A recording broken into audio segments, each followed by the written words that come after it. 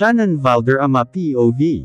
Kagigising ko lang. Hindi ako nakatulog ng maayos kagabi, dahil bigla na lang nag-flashback sa isipan ko yung eksenang pagpapakilala sa akin ni Arthur sa mga tao bilang girlfriend kuno niya.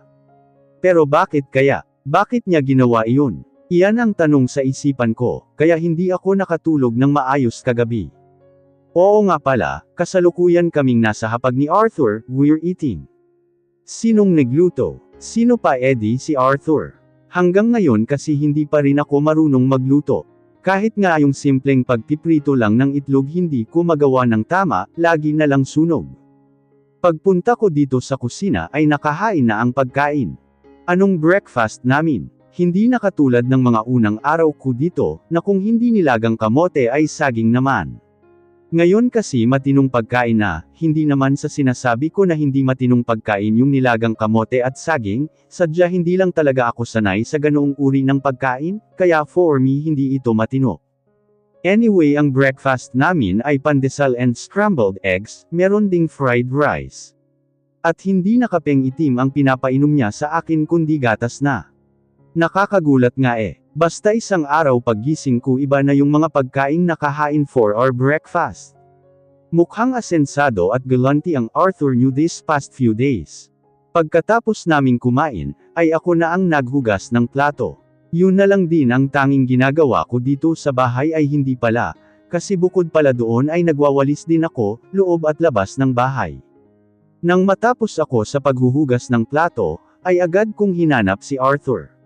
Madali ko lang siyang nakita, dahil dalawang lugar lang naman ang pinupuntahan niya, kung hindi sa likod bahay ay dito siya sala, at ngayon ay naririto siya. Frente siyang nakaupo at nakadikwatro pa, na animoy isa siyang hari, well he's like one in his position. Arthur, kuha ko sa atensyon niya. As usual nagbabasa na naman siya ng dyaryo, iyan yung morning routine niya, always updated sa nangyayari sa mundo. Parang hindi kumpleto ang araw niya kapag hindi siya nakakapagbasa ng dyaryo. Nagangat siya ng tingin. Bakit? Yung hawak niyang dyaryo, ay ibinaba niya sa lamesita. Lumapit ako sa kanya at naupo sa tabi niya, pero hindi talaga totally nakatabi niya, may isang dipang espasyo sa pagitan namin. May gusto lang sana akong itanong, pagsisimula ko. Nakatahimik lang siya at naghintay sa sasabihin ko. Huminga ako ng malalim. Yung kagabi, bakit sinabi mo sa kanila na girlfriend mo ako? Iyon ba? Sinabi ko lang iyon para walang lalaking mangulit sa'yo. Bored na sabi niya. He sighed. Para walang lumapit sa'yo. Pero bakit? Naguguluhan kong tanong. Dahil iyon ang trabaho ko.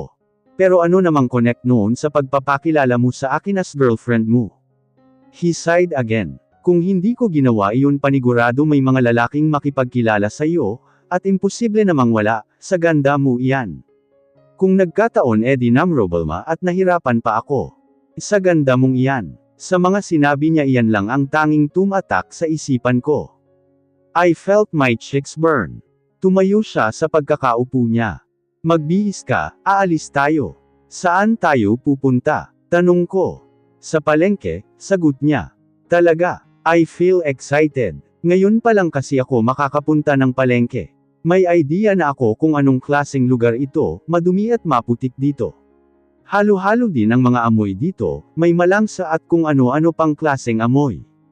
At wala akong pakialam. Lagi na lang akong nandito sa bahay, gusto ko namang makalabas at makagala-gala. Sasakay tayo dyan. Tukoy ko sa tricycle. It's my first time to ride on it. And as usual, I feel excited pa rin. Dagdag na naman to sa mga bagong experience ko in life. Bakit ayaw mo? Umiling ako. Gusto ko. At iyon nga, sumakay kami sa tricycle. Ako doon sa loob at si Arthur naman sa likod ni Manong driver. Hindi kasi kami kasiyang dalawa sa loob. Ang higanti niya ba naman kasi Habang sakay ng tricycle, ay pakiramdam ko na alag ang utak ko, at nalamag ang puwet ko.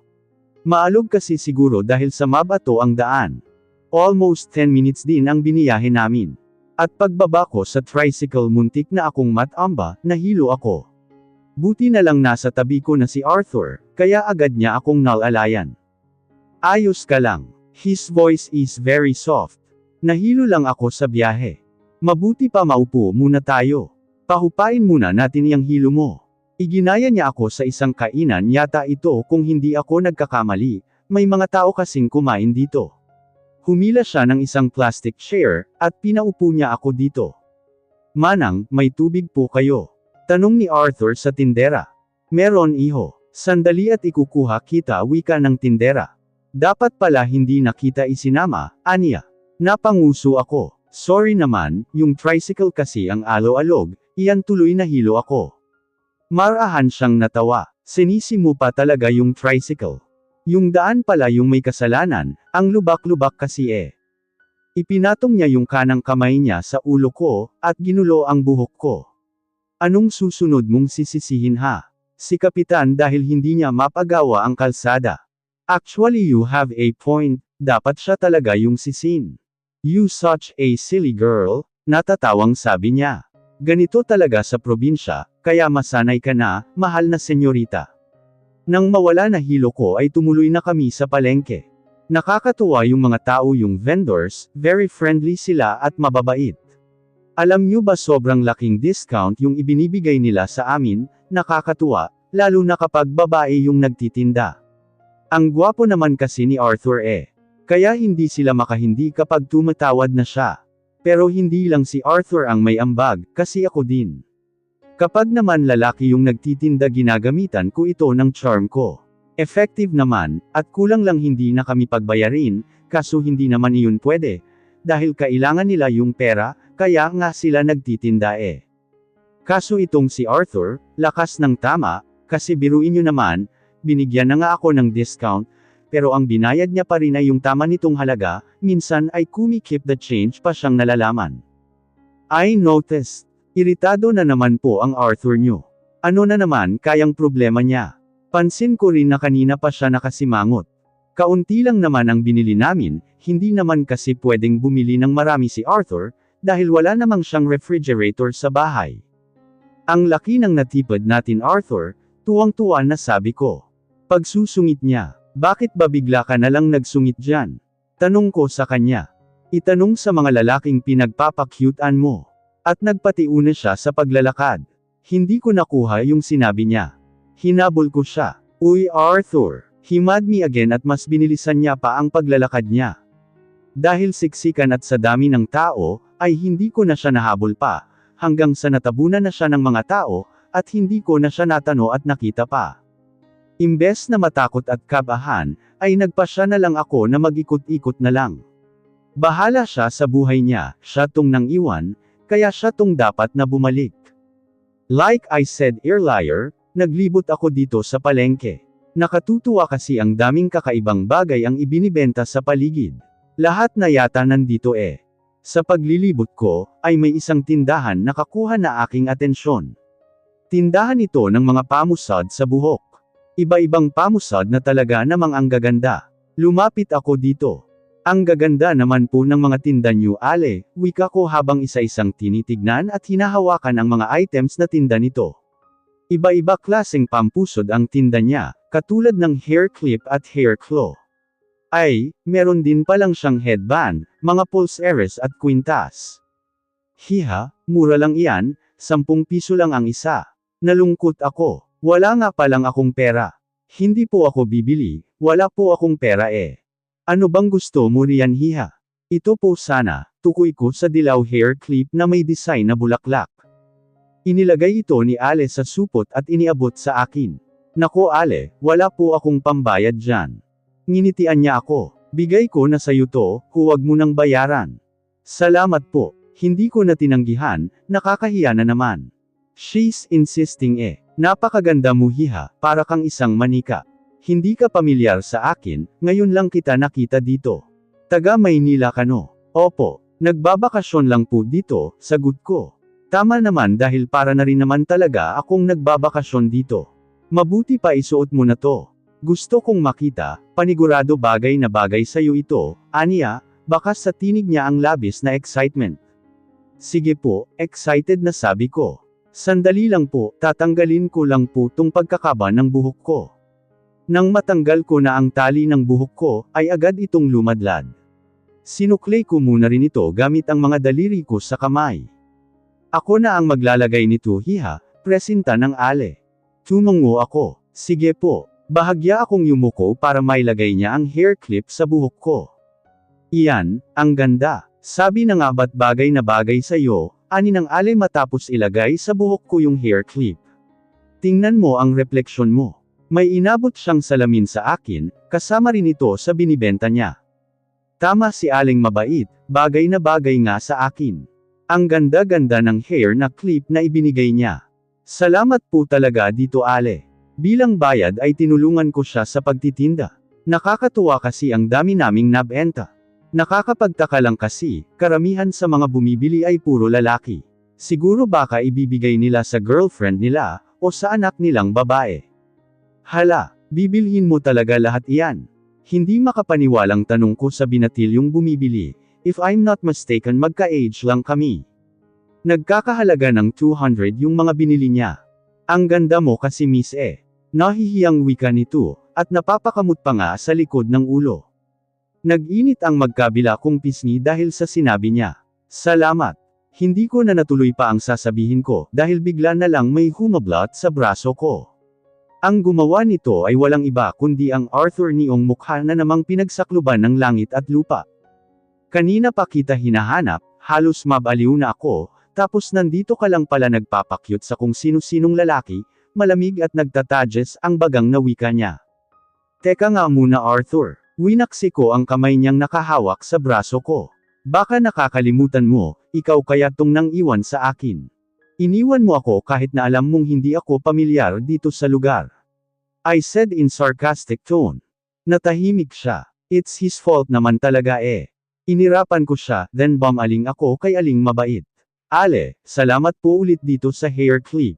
Mauna na po ako. Ito po kasing kasama ko tinutoyo na naman po. Nandito na kami sa bahay. At habang nasa biyahe kami kanina pa uwi, wala kaming kibuan. Siya pa tong galit. Dapat nga ako yung magalit kasi ako tong bigla na lang niyang iniwan. Pero okay lang kasi nagkaroon naman ako ng cute na hair clip. Speaking of, hindi niya kaya ito napansin? I think hindi. And if oo man, ano namang pakialam niya diba? Ambang papasok na ako sa loob ng kwarto ko, nang matigilan ako dahil biglang nagsalita si Arthur. Bagay sa yung nasa buhok mo, aniya na nagpakabog sa dibdib ko. At muli siyang nagsalita, sorry sa pang-iiwan ko sa iyo kanina. Ikaw naman kasi, bakit ang ganda-ganda mo? Yung huling sinabi niya ay hindi ko na narinig, dahil sa sobrang hina. Nilingon ko siya, pero saktong palabas na siya ng bahay, kaya tinanaw ko na lang siya. Nang mawala na siya sa paningin ko, at pumasok na ako sa kwarto ko, then agad na dumiretso sa papag at nahiga. Napagod ako. Ang sakit ng paa ko, and speaking of paa, ang dumi at puno ito ng putik, ngayon ko lang napansin. Napabuntong hininga ako, at tamad na bumangon. Maghuhugas ako ng paa. Nagtungo ako sa likod ng bahay. May gripo dito, kaya dito na lang ako maghuhugas. Si Arthur, nandito rin siya, at he's smoking. Naninigarilyo pala siya, ngayon ko lang nalaman. Hindi niya ako napansin dahil nakayuko siya, at parang ang lalim ng iniisip. Dahan-dahan akong lumapit sa kanya. Hindi ko alam kung bakit ko pa siya nilapitan, basta natagpuan ko na lamang ang mga paa ko na lumalapit sa kanya. Naninigarilyo ka pala, salita ko. Nagangat siya ng tingin. Nanlaki ang mata niya nang makita ako. Agad niyang inalis sa bibig niya yung sigarilyong subo niya, at tinapon ito sa lapag, tapos ay tinapakan niya ito. Minsan lang naman, pampakalma lang, aniya. Kaya madalang o minsan lang, masama pa rin sa kalusugan iyan, nakanguso kong sabi gamit ang maliit at mahinang tinig.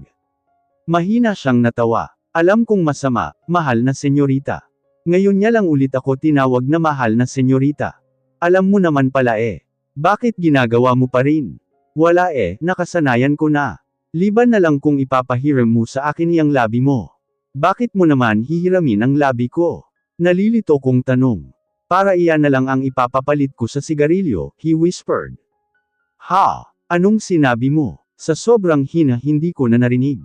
Wala. Nagkibit balikat siya. Napasimangot ako. Anong wala? May sinabi ka kaya? May sinabi ako. Sige nga ano yung sinabi ko? Naglalaro sa mga mata niya ang pagkaaliw. Ang hina kaya ng pagkakasabi mo, I pouted. Hindi ko na yun kasalanan, tawang sabi niya. Ewan ko sa'yo, kahit kailan ang gulo mong kausap, inirapan ko siya. Tinawanan niya lang ako. Bakit ko ba kasi siya kinausap-usap? Hindi ko rin alam eh. Bakit ka ba nandito? Tanong niya. Ano kasi maghuhugas ako ng paa, ang dumi kasi nakalabing sagot ko. Napatingin siya sa paa ko. Then he stood up and walked towards me, at napatili ako sa sunod niyang ginawa, kasi naman. Binuhat niya ako ng parang pangkasal. Oh my gosh. Arthur, ano ba? What do you think you're doing? Put me down. Tili ko. Hindi niya ako pinakinggan, sa halip ay naglakad siya papunta sa kinaroroonan ng gripo, habang buhat pa rin ako. Nang makarting kami dito, ay tsaka niya lang ako ibinaba.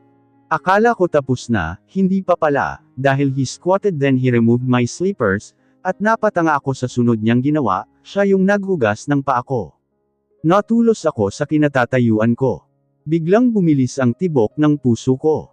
Napalunok ako. Arthur, hindi mo naman kailangang gawin iyan. I can do that naman. Tumayo ka na dyan. Ako na lang, halos bulong na sabi ko.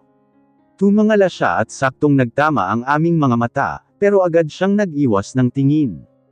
Huwag ka nang magreklamo dyan, at hayaan mo na lang ako.